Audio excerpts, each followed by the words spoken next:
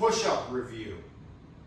We're going to discuss different ways to do push-ups and describe increases in challenge, decreases in challenge, so you can get the most out of your push-up. When you have a recommendation for a push-up in your program and you're unable to do the version prescribed, what should you do instead? Hopefully you'll sort out some of those options today.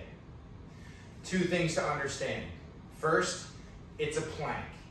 So when we set ourselves up for a push-up, we first need to get into a plank, feel a plank, think about a plank, and then maintain the plank throughout the push-up.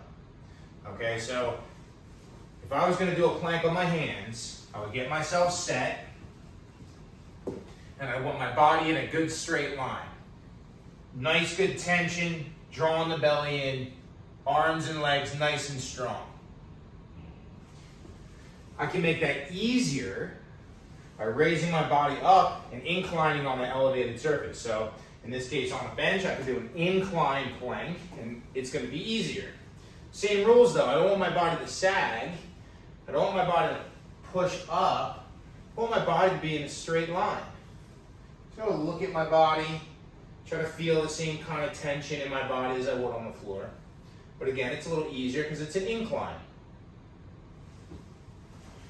There's one other way to make it easier, other than raising my hands off the ground, which we could go even higher. We could go on a countertop or a tabletop or a wall. The other way I can make it easier is to put my knees down. So if I do a plank on the floor, and then I simply lower my knees, I'm in the same setup with my upper body and my core, but it is simply easier. I'm carrying less load. It's spanning a shorter distance between my two contact points, hands and my knees. Pick my knees up, instantly feels harder. And that's the same principle for that adaptation regardless of incline or not. So if I go incline, and then I go to my knees, easiest position. A little bit harder.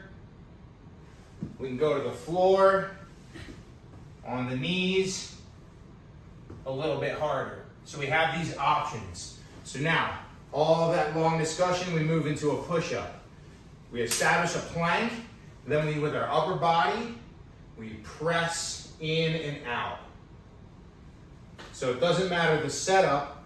I'm going to start easiest, do some reps, go to hardest, talk about things you should try to focus on, and then we'll wrap up the discussion. So the easiest version would be some kind of an incline on my knees.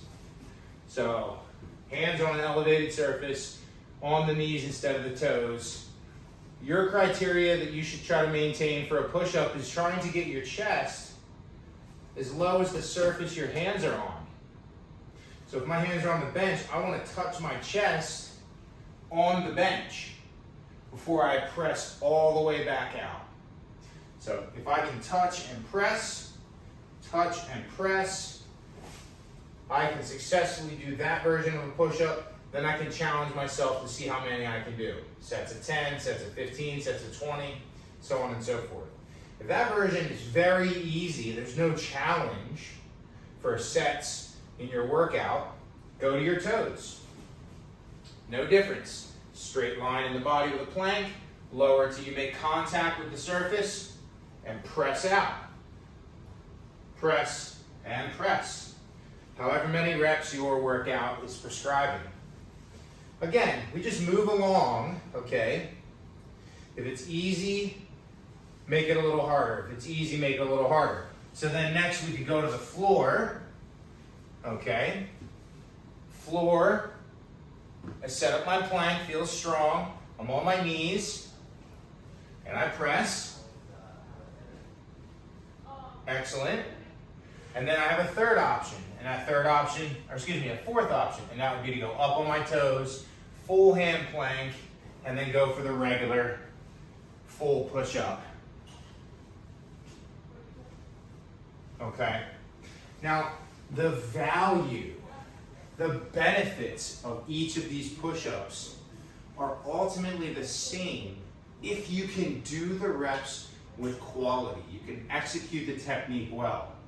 If your technique isn't good, can't go through a full range of motion, your body, for instance, loses the plank, you go to press and you roll up, okay, you can't maintain a good, straight, stiff core.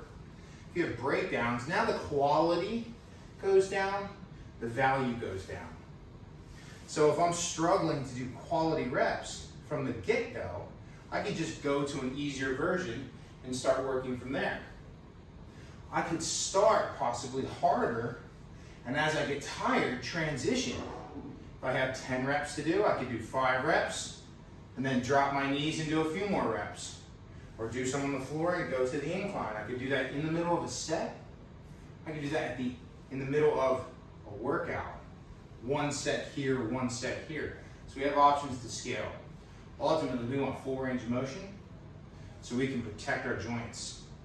Keep flexibility around the structures of the shoulder, around all on the musculature in our upper back, middle back, chest, arms.